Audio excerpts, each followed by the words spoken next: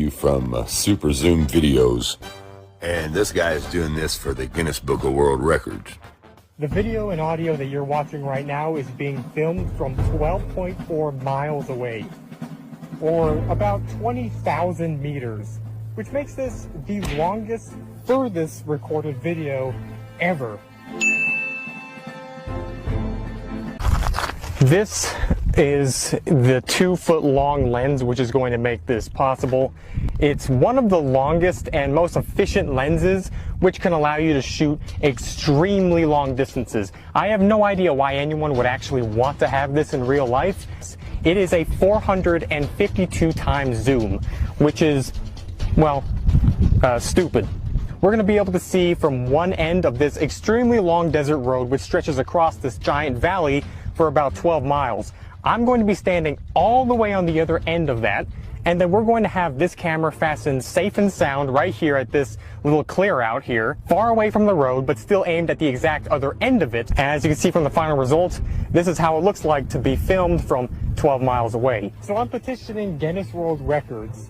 I'm looking right at you, Guinness, wherever you are, to basically allow me to gain this world record. And I'm going to explain to you how exactly I did that.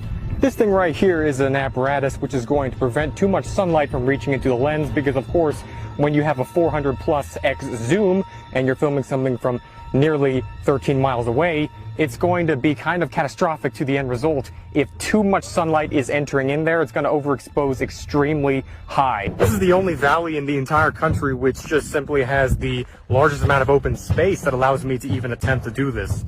I really have no idea how it's going to turn out, so if you're seeing the video edited into this, that means it turned out actually good enough for me to make it into a YouTube video. I can only dearly hope that I'm actually standing in the right place to have myself filmed in, because from across this 12-mile wide valley where I have this whole camera set up, and where I'm standing at the highway at the edge of the valley, the margin of error that I have in order to stand in the right place is equivalent to about 0.001 arc seconds. To put it simply, it's very, very narrow. The chances of me standing in the exact correct spot for you to see me is about the same chance of you getting a hole-in-one in Wii Sports Golf. And the chances of me looking directly at you right now is about the same chance as you getting a hole-in-one in Wii Sports Golf about 10 times in a row. And also, as a further note that I forgot to add into this while I was recording, this was actually a 10 times further of a zoom than what the lens can offer on its own by using an updated version of the normal Canon DSLR's camera software, which allowed me to zoom in up to 10 times the distance as well that was already there, which made it technically over a 4000x zoom. Now, since we're here and I already traveled for about 45 minutes to get to the point away from where the camera is currently filming me, I guess I might as well put into perspective the amount of distance that there is between me and you right now. I am about 20,000 meters away, so as I said before, that's a very far distance, and it means even the speed of light is going to take 0.00001 seconds to reach your eyes through this camera. So technically I'm 0.0001 seconds delayed. So anyways, that's all I'm going to say for this video. If you found this to be educational, then, well, I could just say subscribe, I guess. Okay, if you can remember, in Samuel Rowbotham's experiment, at 6 miles away, the boat should have been 16 feet below the horizon. If the Earth is a sphere with a circumference of 25,000 miles, then over a distance of 6 miles, the second bridge should mathematically be 16 feet below the observer's eye line. Okay, this guy is twice the distance away, so he should be roughly close to around 90 feet below the horizon at 8 inches squared per mile. But he's not, is he? You can see him, his whole body right there, plain as day. And therefore, debunking the second part of Professor Dumb Dave's challenge. Now there's just one little thing left in the challenge that I want to debunk.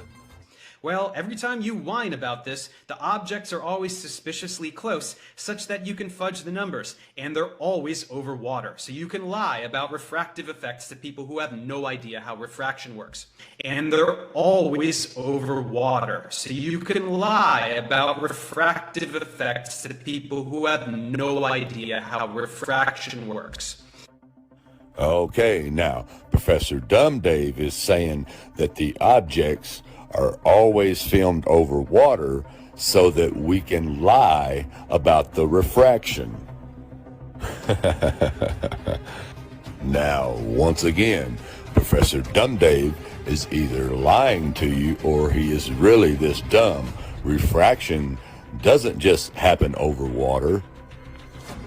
It also happens over land, especially highways and roads, as you can see here. And especially here in this video, notice the first semi, it looks like his tires disappear. That's due to refraction. Look at the white truck. Notice it looks like the front of his truck is missing, and then all of a sudden it comes back into view. That's refraction. So, as you can see, once again, Professor Dumb Dave is lying to you and talking fast because he knows you know nothing about refraction.